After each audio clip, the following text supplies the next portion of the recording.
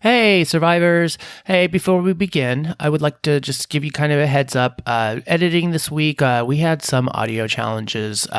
Brian joined us for just a portion of the episode, but then it was trying to edit it into place in the different areas of where he had comments. And then also there's some audio issues, so the levels might be a little off.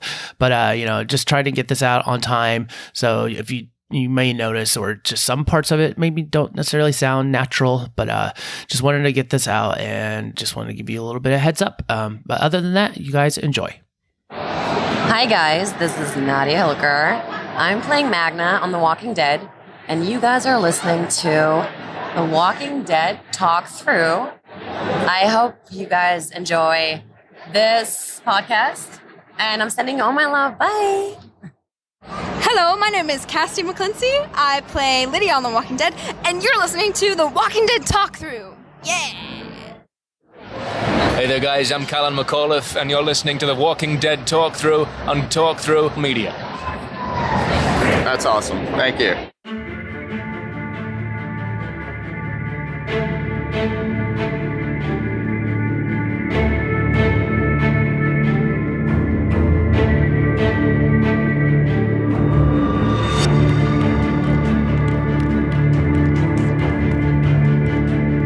Hey, survivors. Welcome to episode 109 of The Walking Dead Talk Through. I'm Kyle. And I'm Mark. And I'm Brian. Hey, look who joined us for a little bit.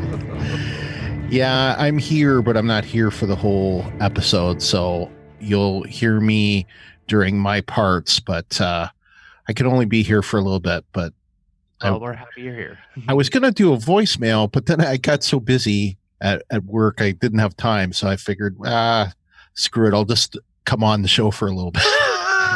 Awesome. So, well, we're glad you're here even for a little bit. All right, well, let's start with the show.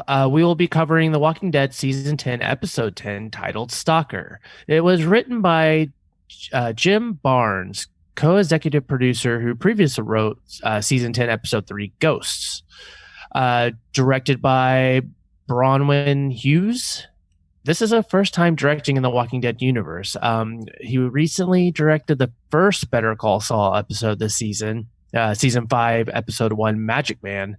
And he also has other credits include Away, which is a new show, Dare Me, All Rise, 13 Reasons Why, The Resident, Berlin Station, The Good Doctor, Hawaii Five-0, 24 Legacy, the movie, The Journey is the Destination, Motive, Hung, Burn Notice, Breaking Bad, among others. Seen quite a few of those. yeah, and I think Bronwyn is a woman. Oh, I believe she's female. Well, we'll stand corrected then. All right, well, let's get on to the description. Our group must defend Alexander from a threatening outside force.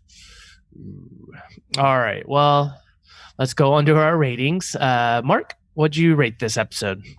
I gave it 9.2 out of 10. When did Father Gabriel started sounding like Shane? All right, and I gave it an 8 Whispers Grave Doormats out of 10. And I love this episode, actually. But as I started thinking about it, it suffered from the same kind of problems that his Jim Barnes' previous episode did, which was Ghosts. And that it had one little big plot point that really stretched the suspension of disbelief to its maximum setting. So originally I was going to give it a 9.6, but after thinking about it, I give it 9 doctors who should have been tunnel diggers. Because my goodness, he can dig a tunnel, can't he? Yeah. Oh, yeah. Not to mention graves that don't fall apart after they've been dug. Or collapse on you. Yeah. All right, well, let's go on to our listeners' ratings. Mark, you want to start? Sure. Steve from Oklahoma City says, and gives it 9 out of 10 Alexandrians joking about beating up a girl and then get killed by Beta. Cutter from Tennessee gives it 9 out of 10 bang bang walker calls. LT from NC says, my rating is an 8 rank arbitrary out of 10 Lydias to the rescue. That's a good one. And Dieta, we didn't hear from last week. Dieta from Detroit, she gives it an 8 out of 10 Mortal Kombat ninja fights, but no fatalities. Shrug emoji. Overall, good episode, lots of action. Yeah, it definitely was. Well, Glennis from Toronto says 8 out of 10 Terminator walkers. All right, well, that was our listeners' rating, so let's go on to Awesome Sauce.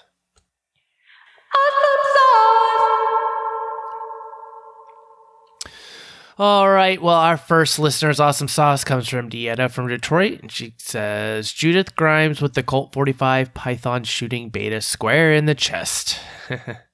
Yeah, I was kind of like looking forward to that after, she called Gamma in to like, hey, come hide here. I thought we'd definitely get a Judith Grimes doing a grimy thing. Okay. She goes on, loves Rosita's fight scene with Beta. She is a fighter. That is true. Daryl fighting Alpha with blood-covered face. Close call for him. Had me thinking, no, not Daryl. Yeah, I agree. Yeah. I didn't think at all that we were going to have any chance of losing him. Just, it was they like to tease us. Yeah, definitely. And then her next Awesome Sauce was Lydia saves him just in time. And Gabriel has turned into a force to be reckoned with, giving orders and putting guns in faces. Love it. Yeah, for sure. Well, Steve from Oklahoma City says, the camera work when Daryl is fighting with blood in his eyes. Yeah, I do agree, because it had that red tint to it with the streaminess, so you really couldn't see what he was going through. Yeah. I have more to say later because that was part of my what's us. All right. And then LT from NC had a couple. His Awesome Sauce was Daryl and Alpha. Damned if that whole fight scene was not more intense than the slugfest with Beta last go around. I'm still feeling edgy there, since I wasn't sure how much plot armor Mr. Dixon had these days. There was a minute there in the garage where I thought Alpha was going to break, but I guess that would have been way too easy. I was happy to see that Lydia took up the mantle of Nick of Time Rescue Angel that Carol wore so many times. Now they just have to get back to the settlement. Yeah, I can't disagree with any of that. This definitely out of pretty much the whole, well, I guess there might have been a couple times, but like we haven't really seen Daryl get in this kind of bad situation or bad, him being hurt like he was. Yeah. All right, he goes on, Rosita's whisper dream was good for a jump scare. Not so much the scene, but the cutaway when she woke up. Yeah. And Gabriel has most definitely changed since we saw him at his church. Seeing Gabriel as the kill them all hard ass now is such a turn, and I love how that shot in the cell focused on his bad eye as he spoke with Gamma. Well, Glennis from Toronto says, Judith shooting Beta with her dad's gun. It's just a pity Beta had armored up with the hilltop gear from those freshly killed Alexandrians. She was like, come on, TWD, movie, get to the making, Yeah, I don't blame her. But yeah, with all the cool stuff that they're throwing in on the show now, they should really implement that within the movie. And that's what's gearing up for. Yeah, and Brian had a comment to this. He was saying that was one of the Highwindmen who had beat up Lydia. Yeah. All right, well, that was the rest of our listeners' Awesome Sauce, so on to our Awesome Sauce. What did you have, Mark? Well, I have to agree with LT about the fight with Alpha and Daryl. That was one point. I'm not going to go into it because he went into it long. My next up would be seeing Beta come out of the ground like a traditional zombie film, but not quite, because he wasn't dead. So we don't get a regular zombie doing that. The take charge leadership of Father Gabriel. I liked it. I just hope this doesn't decide his fate in future episodes. Because honestly, he started sounding to me like Shane in season 1. Just like going after people and getting all crazy. Like, Yeah, he's definitely this. At least in a long time, he was a lot more just upfront and kind of harsh. He's not taking anymore. Well, my awesome sauce, I think, was just kind of the overall, like, Alpha was just generally more creepy this episode, and like with her near death and then the Phoenix Rise at the end. Just the acting again is, she really pulls that character off, but it just, I don't know, just the tone of her voice, like when she's speaking, and just seeing her at the end, like basically just saying we are the apocalypse or whatever, we're the death. It just, I don't know. Alpha, I almost feel like they should have kind of made Negan a half part of an episode and then brought her on, and I think it would have played much better for being creepy and keeping our interest, because it's just so far like she is awesome. yeah, definitely. In some ways. Well, yeah, right. But I just, as a baddie, Alpha scares me more than Negan ever has. Yeah. Brian, did you have any awesome sauce? I didn't really have anything awesome except to say that that I agreed with most of the other things, but just in general, I guess the suspense was it was truly a terrifying episode, and I really liked it a lot. So, but I didn't have anything specific to give for awesome sauce. All right, well, that was it for our awesome sauce. So let's go on to weak. You're worthless and weak. All right, Mark, you want to start? Sure. Steve from Oklahoma City says AMC premiere attaching the same episode of Dispatched from Elsewhere on this episode as the last one. I was interested until they did that to us again. And I do agree with him this completely. I actually enjoyed the show, but that's just basically force feeding us, even on AMC premiere, to watch this show. It's like, I already had my interest. You're just trying to push it now. Seems like have they not heard people complain, or they seem to like to just force feed these shows to people. Yeah, like Into the Badlands. Mm-hmm. Well, all right. Next is LT from NC. He just says ... Just to paraphrase, rules for a gunfight: anything worth shooting is worth shooting twice. Or if you saw Zombieland, the double tap. If he's worth shooting once, Judith, shoot him again. That always crosses my mind every time. It's just like, why just make sure it's done. Yeah, make sure he's completely out. Chop the head off. Yeah. So, I mean, yeah, in this world, it's like, well, yeah, even if he's not a zombie, it's like, just shoot him in the head. That's the end of them. Yeah.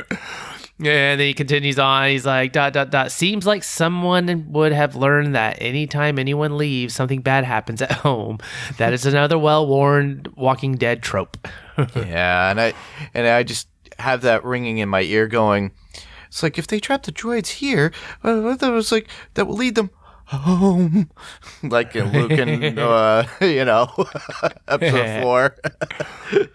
I was just like, that was the first thing I heard of in my head. And when I was like, really? That just coins a phrase. And another podcast uses it, so we're not using that sound effect. That's funny. All right. Well, that was it for our listeners. Weak sauce. I didn't really have a weak sauce. So you want to just go on with yours, Mark? Sure. Mine would be, I found it a little weak that when Judith actually shot Beta through the door, that there was no metal sound when it hit that metal vest.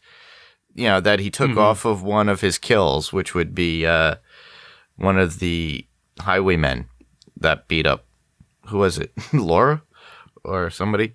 But, he just took it away. It's metal. Metal on metal makes noise.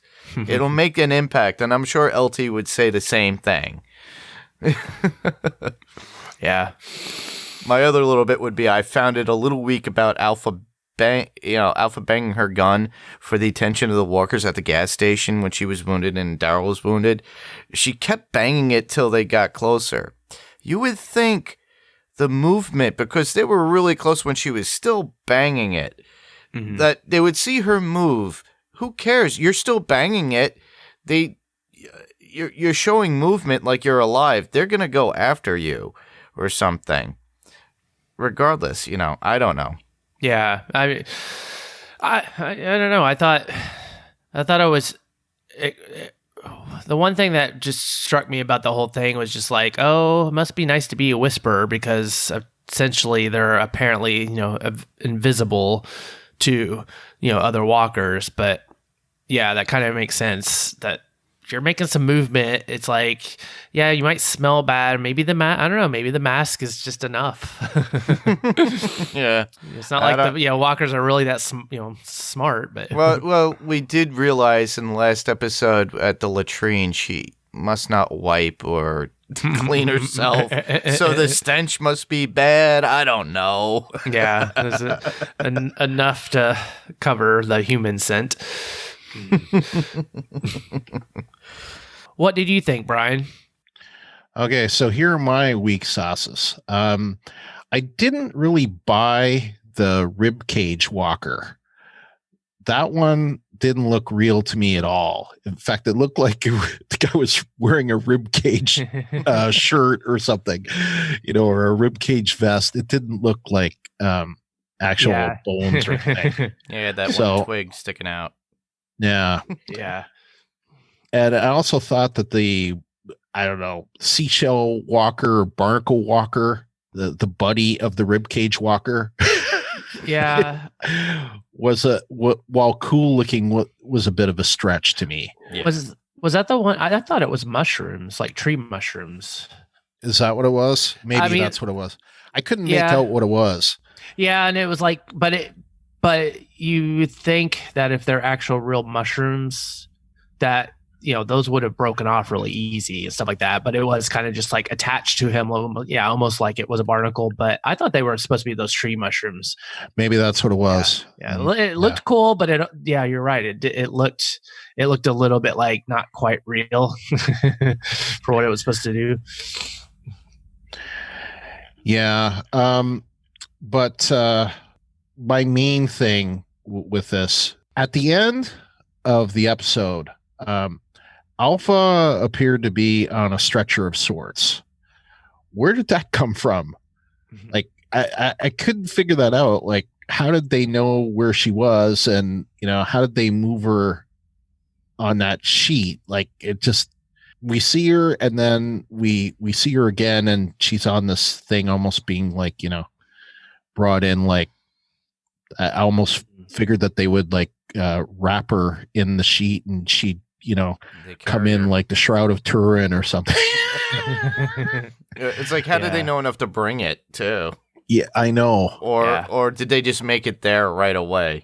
They just cut, obviously not showing us any of that. Yeah. All right. Well, that was that. So let's move on to our what sauce. What? All right. Well, some of our listeners' what sauce is Steve from Oklahoma City. He gives the scene where Daryl and Alpha are fighting at the river just ends, and the next scene he's hiding in the burned out gas station. What happened in between? They skipped something here. Yeah. Yeah, they did. Well, LT from NC says, so my what sauce goes into the beta run into Alexandria. Let me be clear. It was dramatic and scary and had some really cool fight sequences with Rosita and gave Judith a chance to lay down the smack with Rick's pistol. However, I do love the visual of the arm coming out of the ground and how he crawled out of the grave, which I agree with, too. Very classic monster movie, but my disbelief suspension called foul on it. Oh, sorry, LT. I liked it, but, just like you and I, we thought the same thing. He's alive, so it kind of kills the idea and thought. But you're going to continue on and say, just because if he came through a tunnel from below, it would have done more of a sinkhole type thing. So, okay, LT, I agree with what you said here. How far did Dante actually dig? Forget that. How did Dante dig under there? Wouldn't the grave fall in on itself? But you think about it, it's like, okay, so Beta, he goes underground from this mobile home or trailer or whatever it was. I guess it was a trailer. And gets to Alexandria all underground. Like, how could Dante actually do any doctoring? Yeah, he would take forever to dig that. Yeah. So, what's that? I didn't hear that. He would take forever to dig that. That would Exactly. take man hours. It's like, what was it? The Shawshank Redemption, when he had these little scoops, or he had a little spoon that he dug out of his prison to get out. That took how long? How many years? Yeah, I know. Yeah. Like, I could understand it if Beta came in through, say, the sewers, because we know the sewers exist, and if maybe Dante had like dug a tunnel, to an Alexandrian sewer that's outside of the compound, part of like the town of Alexandria.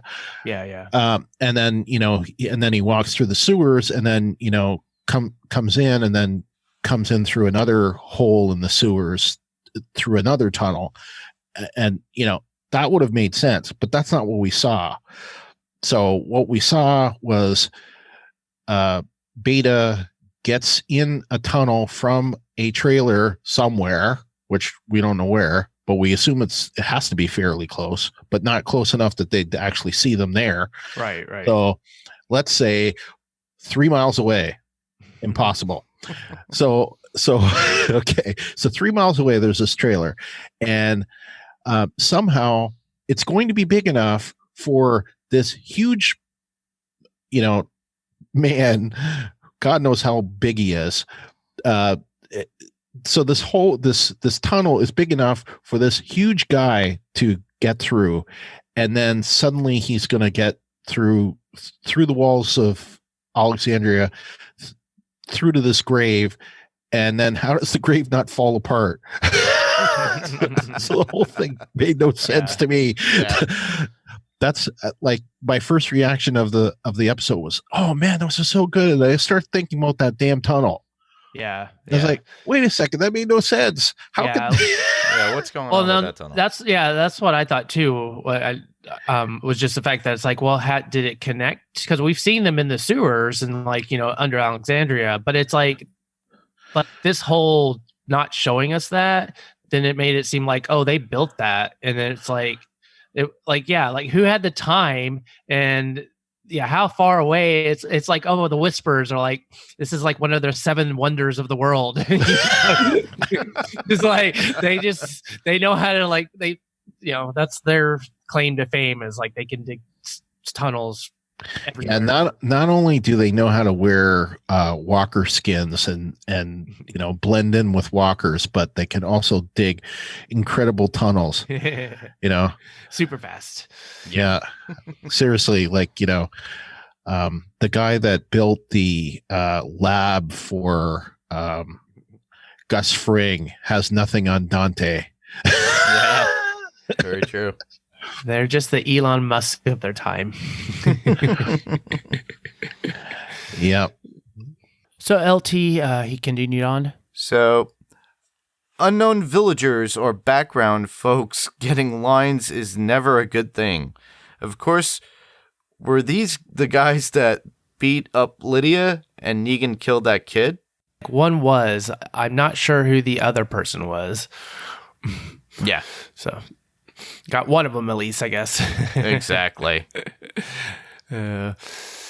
Well, that was it for our listeners' What Sauce. Thank you, Steve and LT. So I guess we'll go into ours. And I know some people had already mentioned how they like the visual effect of Daryl and Alpha the fight, and he couldn't see or whatever.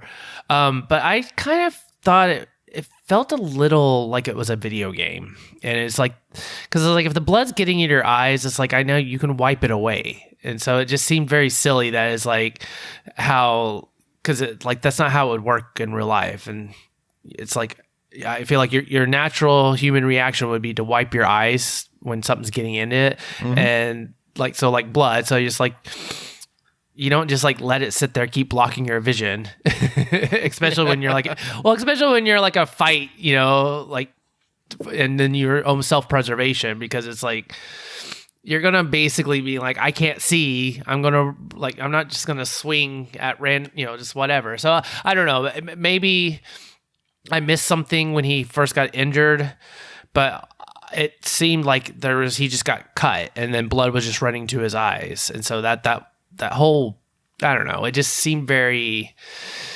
convenient, and help add the scary factor maybe, but I don't know. I didn't like it. Yeah. So I'll say the other thing I was going to bring up for What Sauce is, why did Aaron get split up with the rest of the people that were stuck in the cave? That I don't understand how that happened, and I don't understand what happened for that to happen. It wasn't like it was in the middle of the night. It was daytime when that happened, right? So how did they get separated? Yeah, good question. Yeah, because the only person we saw basically go off was Daryl, and right, and then we didn't see Carol after that. Yeah, and then there are other people. I'm gonna steal this from you, sort of. Go ahead.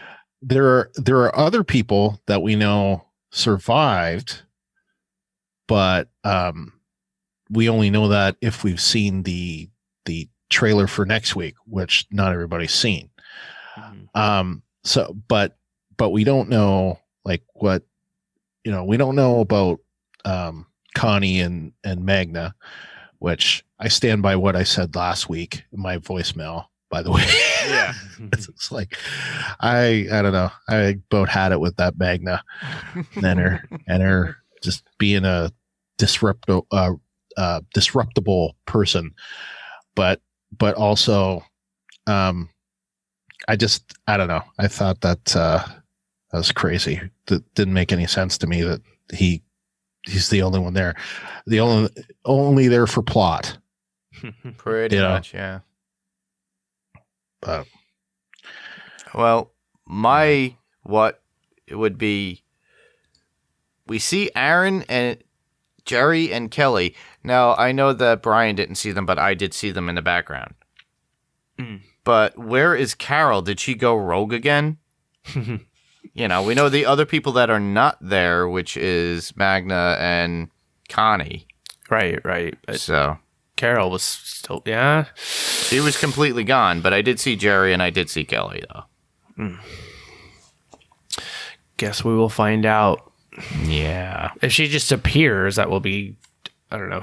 I feel like she was in such distress, and then Daryl walks off, then maybe she just walked off too, but we'll see, I guess. Yeah. All right. Well, that was it for What Sauce. So let's go on to our Sad Sauce. Or Aw Sauce. Aww. All right. We just have one. Mark, you want to go?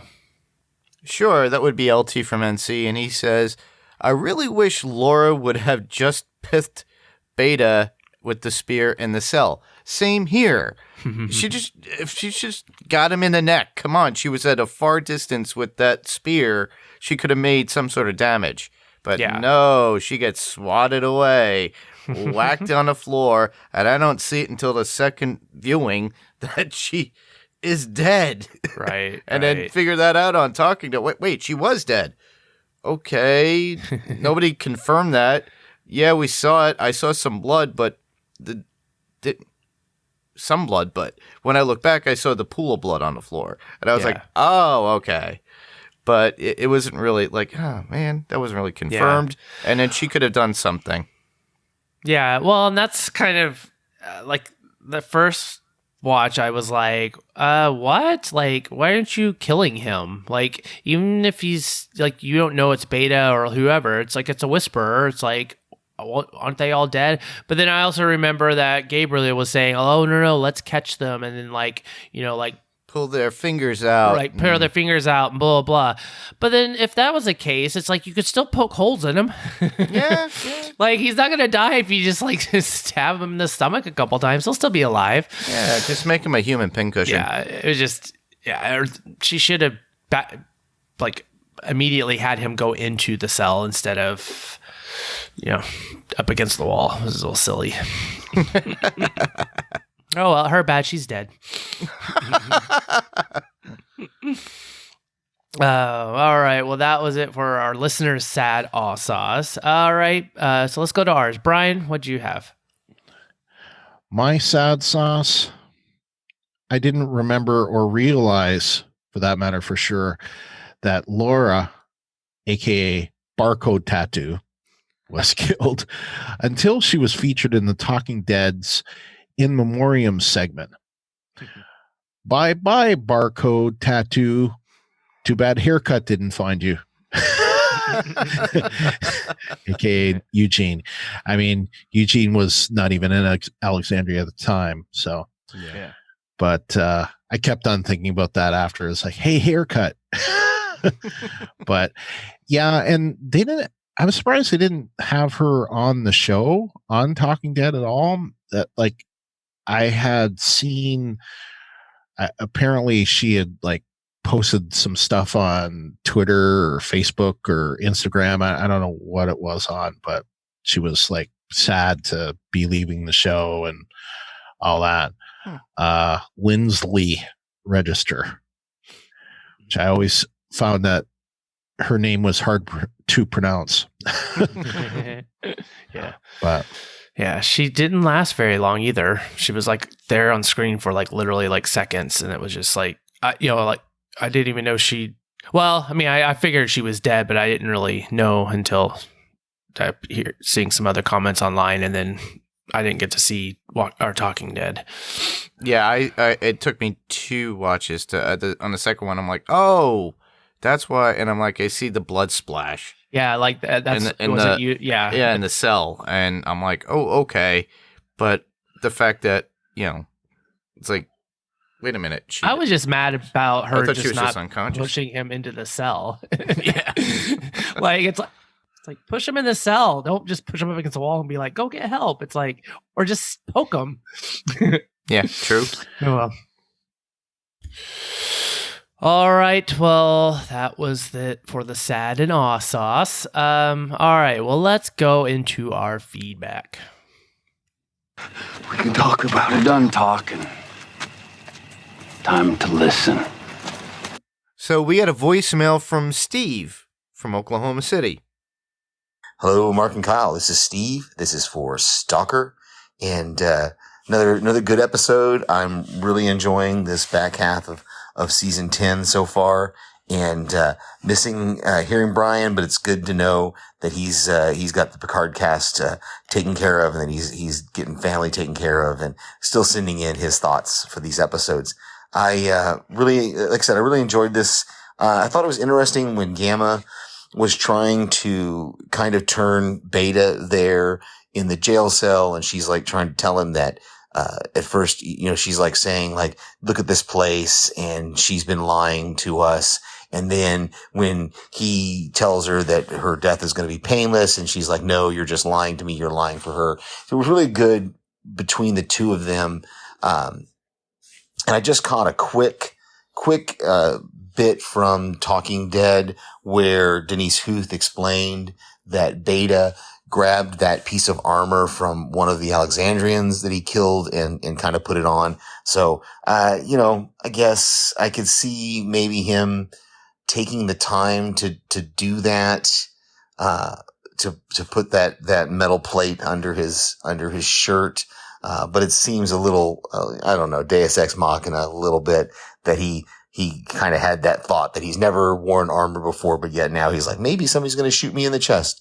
And, which leads me to my second point, which is Judith, double tap. You know, didn't they teach you double tap? Always give a headshot. Yeah. You know, you don't anyway.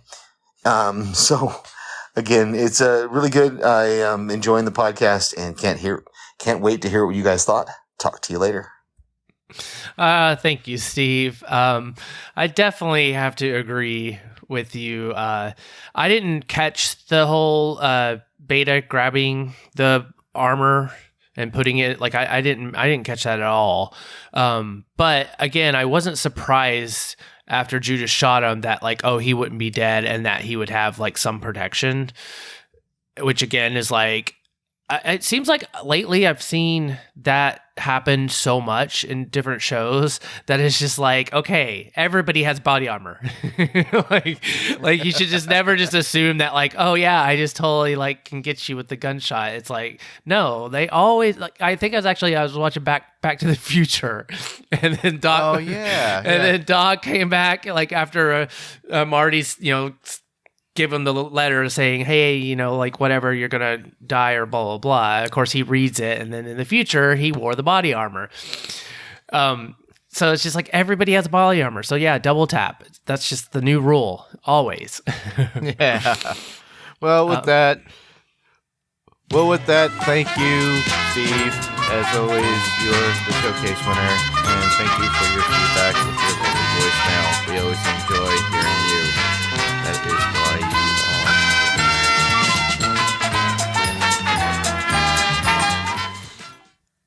are. Nice.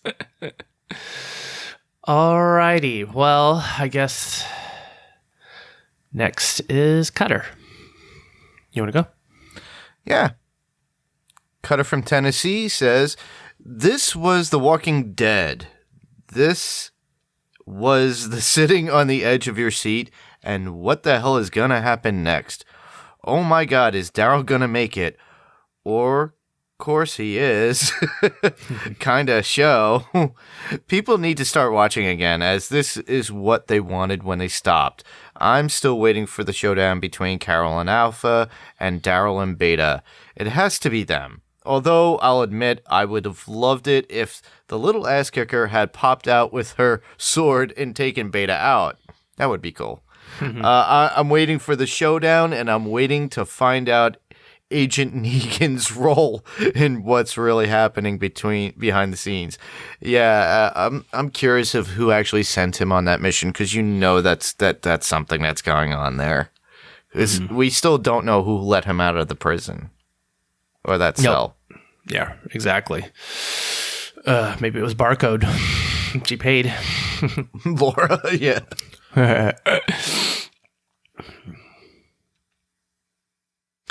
All right, well, next is LT from NC, and he says, the cold open with Beta and the RV makes me wonder just how many tunnels the Whisperers have. Maybe this is how they keep showing up where we least expect them. The problem is, of course, tunnels require a lot of work to create and require lots of support to make them safe. Agreed. Goes on, I like this one better than last week, and I'm fairly happy with the show, as long as I don't dwell on the parts I want to nitpick to death. I will always be glad when the Talking Dead comes on after the show. Stop making me see crap I wouldn't watch otherwise, AMC. Yep. I think that's the general consensus for everybody else. They don't want to. They don't want to be force fed this stuff. Yes, we know there are new shows. Yes, you try and compete. The best thing to do to get people to do AMC Premiere totally. Yeah. Don't be it a requirement that you have to have cable or satellite. Let them come in on their own, because some people are pretty much cutting the cord as it is.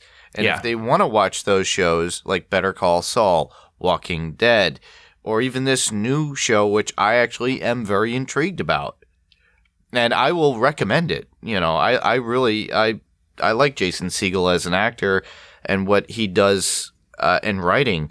And this was very well written, the show. It's kind of like a game, but we'll go into that later. Yeah. I've pretty much just DVR.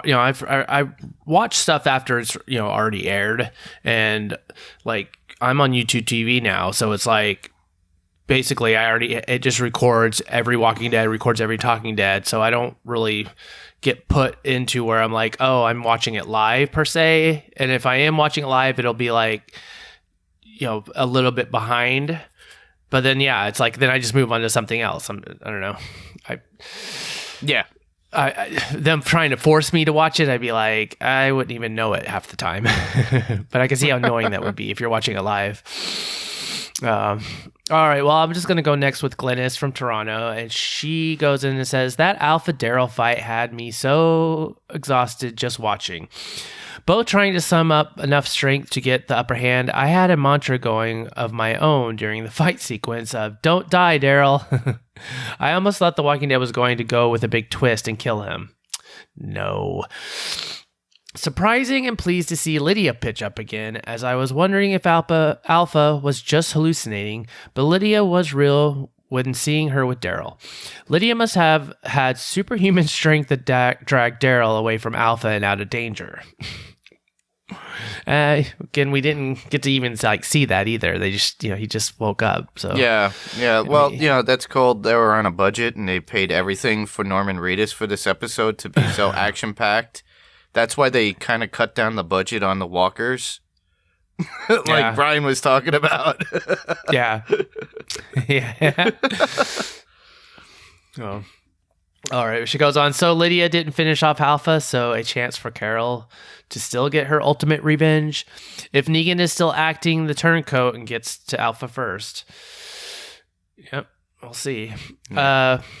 Rosita has her nerve back, which is good, although I thought she was the one going to die, but they did that on purpose and then upped and killed Laura instead. She hadn't done much anyway since outing Dwight, and before that, offering to eat a sandwich with Spencer. Smiley face. A once dreaded savior killed by, or even bigger monsters of Beta, the Whisperer. Negan won't be pleased with that if he finds out. That's interesting. I didn't think about that. Yeah. All right, and continued. The actress Thora Birch, who played Gamma Mary, acting was excellent in this episode. Seeing Alpha had lied all along, it takes some deprogramming to be rid of Alpha's hive, but one quick fix is to see inside Alexandria's walls. I agree. I kind of wondered that one whisperer that they caught and gave him a peanut butter jelly sandwich or whatever. And he spat it. Yeah, and I was like, after all this time, that would be enough to be I'm tired of eating worms and dirt. It's like, you're crazy, dude. Yeah. And then the hive mindset is a little like the Stephen King book Cell. Didn't see the movie yet, where the zombies were all working as one. These whisperers seems to also act like that, all brainwashed by Alpha and Beta. Or the Borg. Well, I mean, Mary did say when she was talking to Judith that was just like, Alpha has a way to make you forget.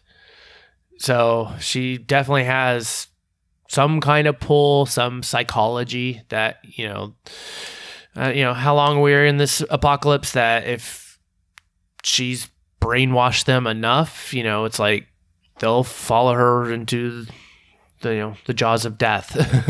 And I think we have examples like that. It's like North Korea. It's like you always wonder, why don't people revolt against this horrible dictator that we know? But it's like when they've only known that life, that it's like, then that's all they're going to do. It's like, so you can kind of see where maybe that's what she's got, what kind of power she has. All right. Well, that was it. Thank you, Glynis, for your feedback. Yeah, definitely. Thank you. All right. And Todd from Ohio, he gave us some feedback on Twitter. And he kind of gave us both his pros and cons, so I'll just go through the whole thing. He said, okay, so Sunday's episode. Pro, he loved Gabriel and Rosita. Con, Lydia should have killed Alpha, even though she is her mother. But I guess story reasons.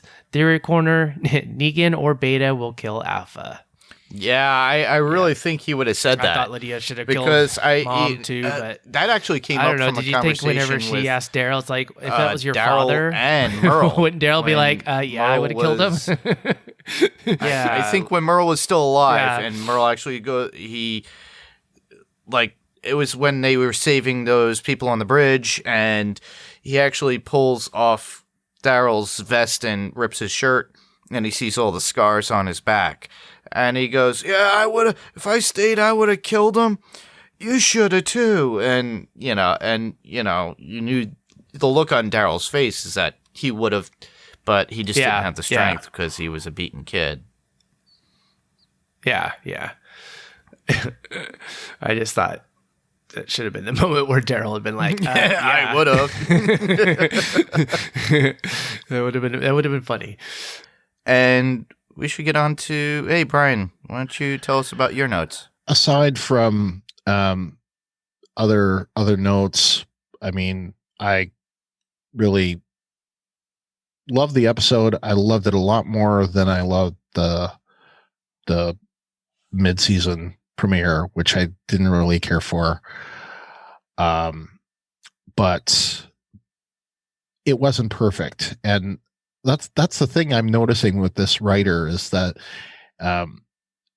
his episodes are 90% spectacular and 50% garbage. Sorry, that makes no sense, right? That's the joke. It's more like 90% spectacular and 10% half garbage. So it works out to it works out to just, really good, but a couple of really dumb things or stretchy things. So true. Anyway. Yeah. Well, I have a few notes. I already spoke about the whole AMC force feeding us like everybody else has. So, that I like the show Dispatches from Elsewhere. I actually watched it, but every time it came on AMC Premiere after The Walking Dead, last week's episode, this week's episode, I was just like, nope, stop. I'll watch this when I want to. And I did. And I enjoyed it. But the thing is, don't force feed us. That's the whole thing. I like I said before, I highly recommend it. It's a different storytelling. If you like that kind of mysterious two worlds thing where people who are different come together but are set on two different journeys, it's almost very similar to like The Walking Dead in a sense. There are two different groups, but in this case, it's more or less in the realistic world. And Sally Field and her partner is different in their viewpoints in the world and what they're doing on their mission, which is the same mission. And then same thing with Jason Segel, and I forget Lindley's last name, but she's in it as well. And actually she's transgender, which is great because I like the idea that they actually have a transgender character in a show like this. So I enjoyed that aspect of it because it actually touches on the feels of what's going on with them.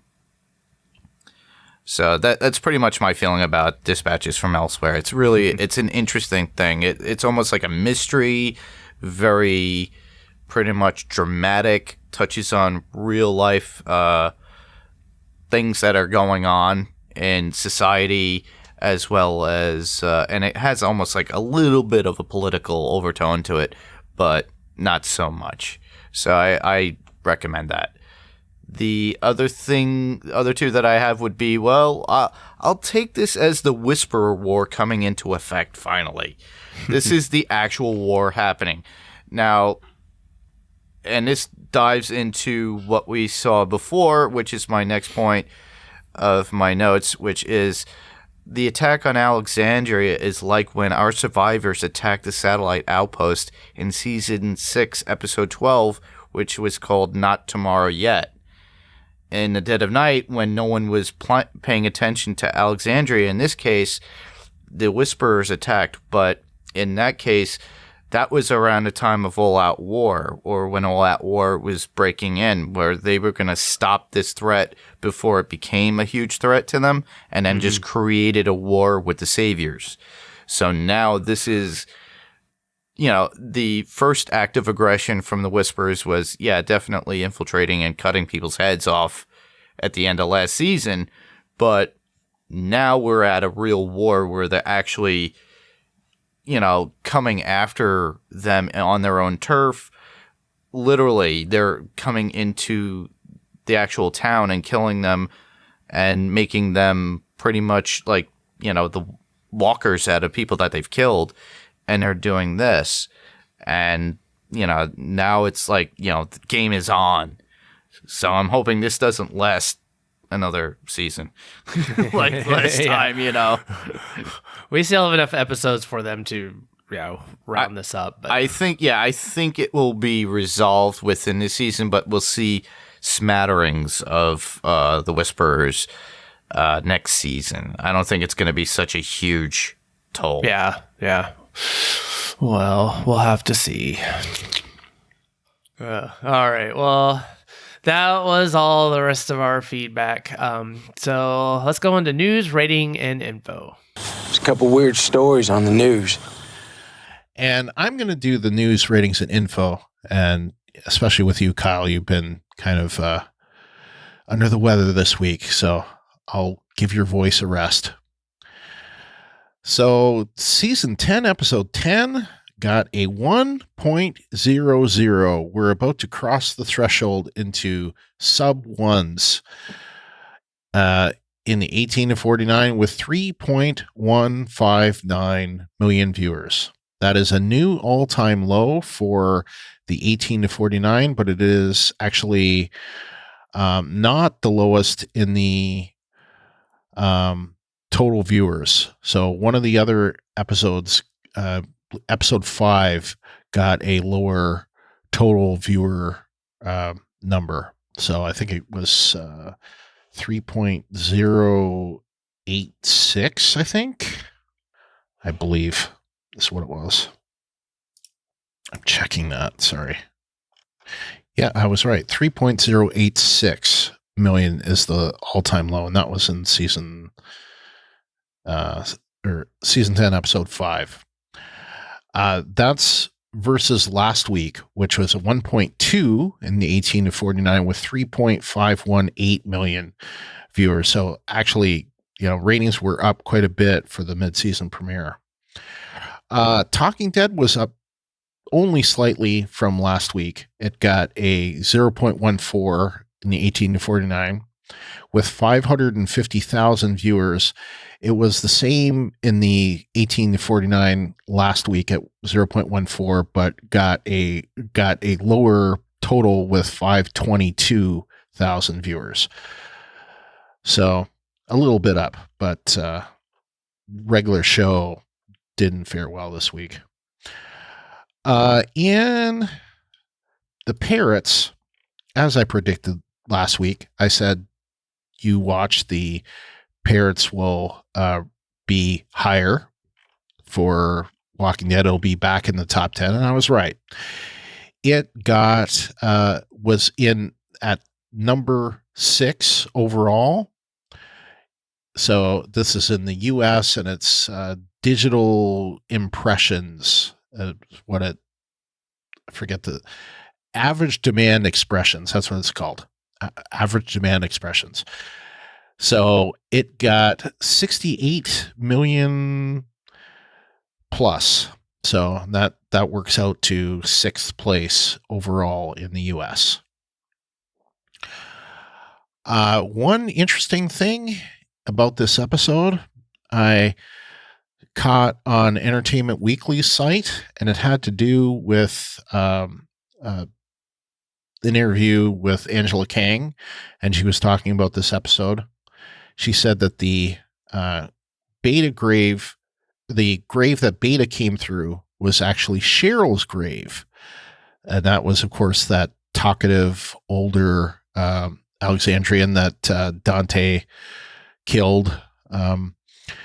So she says this. She says, yes, or she said, yeah, it's really fun. My writer, Jim Barnes, had this great idea of doing a classic horror movie in the walls of Alexandria where Beta is stalking our people. I was like, I love this idea, but how does he get in? We threw out a lot of ideas. I actually think it might have been that I was like, you know, what would be so great is I love the idea of him coming through a grave, but Jim and the writers solved it. And I was like, yeah, if Dante created this back door because he was screwing things up for them, he killed this woman, Cheryl, and then he dug the grave because who's going to look in a grave? We also wanted to make sure our people didn't look dumb either. Once they knew that Dante had been sabotaging things in Alexandria, they would have looked, but you're not going to check in a grave necessarily. Well, I would say that's true. Yeah. That doesn't explain the 3 miles of tunnel. Very true. Right, exactly. So it describes the last 6 feet. It doesn't describe beyond that. So that is my take. The only news thing that I was able to dig up for you guys is, and I have a special tie to this because of where it is taking place.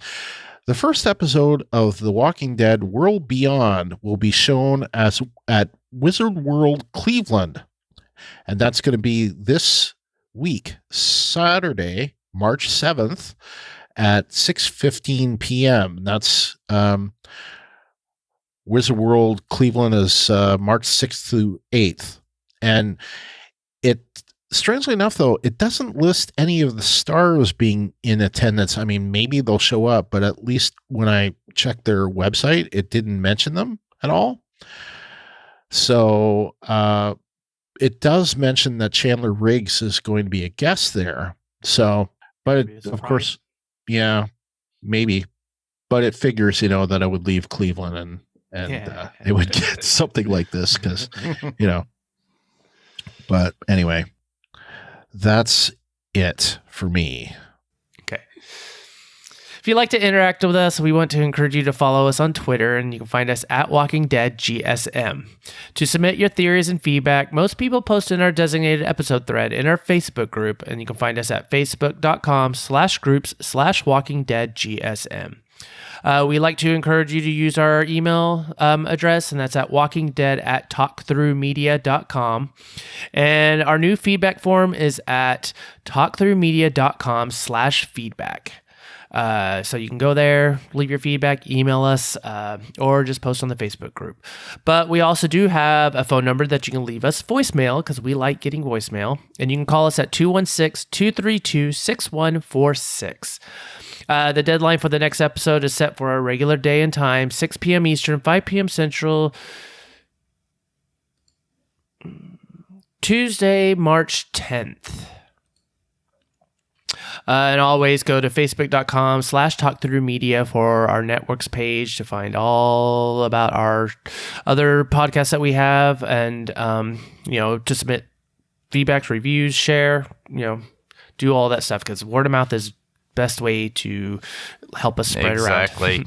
And to support us, the best way you can support us is on our new Patreon, which would be patreon.com/walkingdeadtalkthrough. We would like to thank our Patreon supporters, Steve Brown, Alex Baelish, and Lawrence Todd. Remember to share our posts on Facebook and Twitter when we post them, or to just tell a friend. Word of mouth is the best way to get us some really cool new listeners. And to subscribe to us, just go to Apple Podcasts or your podcast client of choice. While you're there, please give us a rating or review. And I don't think we've had one in a while, so it'd be awesome if any new listeners are out there doing that. All of our episodes are on YouTube. Just search for Talk Through Media and subscribe. Nice. All right, where else can you be listened to, Mark? Well, you could hear me on my podcast called Panels to Pixels on the Next Level Radio Podcast Network. Currently, we're doing Daredevil Season 3. Steve and I will be working on episodes 9 and 10. Nice. Shortly, probably within the next day or two. So you'll get that on, usually I post on Sunday, so you guys could actually listen to it then. And that's also on YouTube as well. So eventually we'll be doing a few more things that I have in mind. If anybody has any comic-related interests that you like, just go to our Facebook page, and that would be Panels to Pixels on Facebook, and just leave a comment and say, hey, I'd be interested in you guys talking about this. It'd be awesome. Nice. All right. Well, yeah, everybody go there. Until he returns, you can listen to Brian and Ruthie on the Star Trek Picard cast. It's available on Apple Podcasts, Spotify, Google Podcasts, and more, and most other podcast apps. You can also go to StarTrekPicard.com, and all the episodes are available on the Star Trek Discovery podcast feed as well. You can also go to StarTrekDiscoveryPodcast.com and Facebook.com/groups/Star Trek TTM podcasts. Currently says the first 6 episodes, and there are 4 more to go. Can't believe Picard's going to be over soon. Yeah, same it's here. been great, but it's like I keep forgetting 10 seems to be the new normal for episodes. Yeah, well, 10 will be the new thing for the next Walking Dead show, too. Yeah, I know. Just changes. Yep. Well, the next episode is entitled, Season 10, Episode 11 is entitled Morning Star. It's written by Julia Ruckman and Vivian Say. Directed, we don't know yet. In description, we don't have a clue. All right, well, so until next time, I'm Kyle. And I'm Mark. And this is the Walking Dead Talk Through. Good night, everyone. Good night.